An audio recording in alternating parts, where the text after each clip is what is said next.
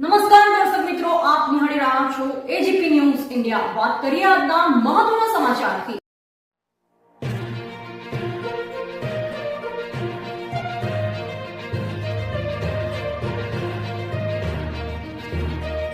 CM દિલ્હીમાં તો રૂપાલા અમદાવાદમાં લેન્ડ થયા। રૂપાલાએ કહ્યું, મારા સમર્થનમાં તમામ સમાજ છે, ક્ષત્રિય નેતા પણ મારી સાથે છે, મારે ફરીથી નામ લેવાની જરૂર નથી। લોકસભાની ચૂંટણી નજીક આવી રહી, તેમાં રાજકીય પાર્ટીઓ પણ પૂરજોશમાં તૈયારીઓ લાગી ગઈ છે।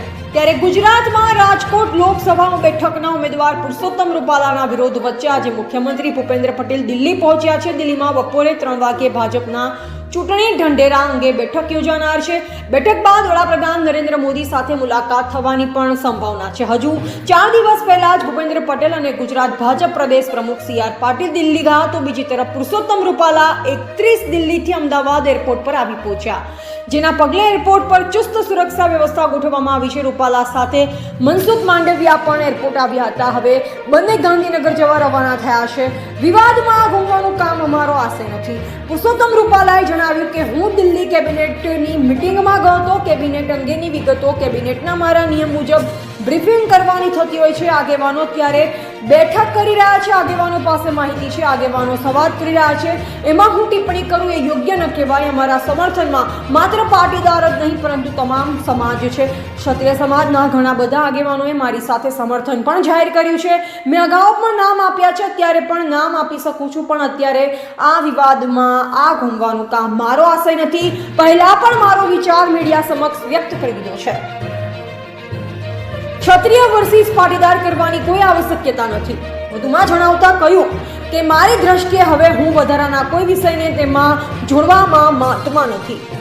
ક્ષત્રિય વર્સિસ પાટીદાર કરવાની કોઈ આવશ્યકતા નથી। આવા ઇસ્યુને તમારે પણ એડ્રેસ કરવાની જરૂર નથી। મેં આપને કહી દીધું છે, હવે તેમાંથી પેટા પ્રશ્ન જેટલા ધારવા હોય એટલા ધારી શકાય છે। તમે એરપોર્ટ પર મારું વેલકમ કર્યું તે માટે તમારો આભાર। નવી સરકારની કામગીરીની ચર્ચા માટે રૂપાલા દિલ્હી ગયા હતા। ગુજરાતમાં રાજપૂત સમાજ પુરુષોત્તમ રૂપાલાના નિવેદનથી નારાજ છે અને ભાજપના નેતાઓ સાથેની મંત્રણા પણ પડી ભાંગતા હવે તેમને ટિકિટ કાપવી તેનાથી નમતું જોખવા ક્ષત્રિયો તૈયાર નથી। આ તરફ વડાપ્રધાન નરેન્દ્ર મોદીએ દિલ્હીમાં પોતાના મંત્રીમંડળની બેઠક બોલાવી। ચૂંટણી બાદ ફરી ભાજપ સરકાર બને તો તેના 100 દિવસમાં કરવાની કામગીરી પર ચર્ચા કરી। તેમાં કેન્દ્રીય મંત્રી હોવાના નાતે રૂપાલા પણ દિલ્હી ગયા। આ તરફ રાજપૂતોની સમજાવટ માટે ગયેલા ભાજપના નેતાઓએ પણ આખરી ફેસલો દિલ્હીમાં બેસેલું ભાજપનું મોવડી મંડળ કરશે તેવું નિવેદન આપી ચૂક્યું છે। રૂપાલાની ઉમેદવારીને લઈ ભાજપ ભીસમાં। સરકાર બન્યા પછી 100 દિવસની કામગીરીના એજન્ડા તૈયાર કરવા માટે હવે પછીના મંત્રીમંડળના સંભવિત સભ્યો હાજર રહે તે સ્વાભાવિક છે।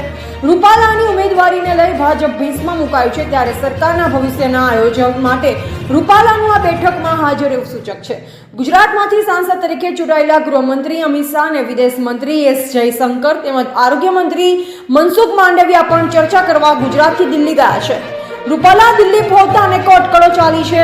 રાજ્યની અંદર આચારસંહિતા લાગ્યા બાદ કેબિનેટની બેઠક મળી હોતી નથી। જોકે હાલની કેન્દ્ર સરકાર દ્વારા કેબિનેટ બેઠક બોલાવવામાં આવી। જોકે આ બેઠકમાં નવી સરકાર બને તો સરકારના 100 દિવસના કામનો એજન્ડા શું હશે તે વિશે ચર્ચા કરવામાં આવી હતી, પરંતુ રાજ્યમાં ચાલી રહેલા રાજકીય વિવાદો વચ્ચે રૂપાલા દિલ્હી પહોંચતા અનેક અટકળો ચાલતી હતી।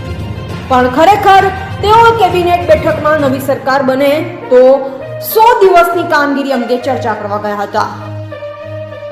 Ashok Prajapati, AGP news India.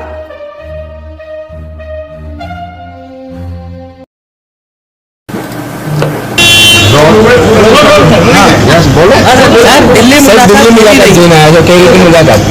કેબિનેટની મીટિંગમાં ગયો તો કેબિનેટ અંગેની વિગતો કેબિનેટના અમારા બ્રીફિંગ કરવાના નિયમો પ્રમાણે થતી હોય છે।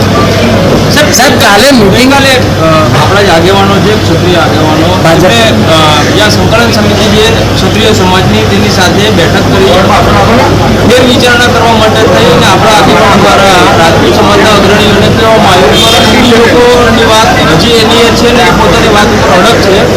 આ બાબતે આપનું શું કહેવું? એ વિષય અમારા આગેવાનો ચલાવે છે, એટલે એમની પાસે માહિતી પણ એમની પાસે હોય, સંવાદ એમની વચ્ચે થયો હોય એમાં હું ટિપ્પણી કરવી એ યોગ્ય નથી. સાહેબ હવે પાટીદાર સમાજ પણ આપના સમર્થનમાં આવ્યું છે. અમારા સમર્થનમાં તમામ સમાજ છે જ. એમાં આપણે આવું કોઈ ક્ષત્રિય સમાજના ઘણા બધા આગેવાનોએ મારી સાથે સમર્થન જાહેર પણ કરેલું છે. મેં એમના નામે પણ બોલતો હતો ને અત્યારે પણ બોલી શકું, પણ એમ કરીને આ વિવાદની અંદર એને આગ હોમવાનું કામ કરવાનો મારો કોઈ આશય નથી. સાહેબ ક્યાંક ને ક્યાંક આ વિવાદને વધુ લંબાવવામાં આવી રહ્યો છે એવું લાગે છે. મેં કહ્યું ને એમ કે મેં પહેલી વખત મારા વિચારો વ્યક્ત કરી દીધા, મીડિયા સામે પણ કરી દીધા, સમાજની વચ્ચે પણ કરી દીધા. એટલે મારી દ્રષ્ટિએ હવે એમાં હું વધારાની કોઈ વિષયને જોડવાના મતનો નથી.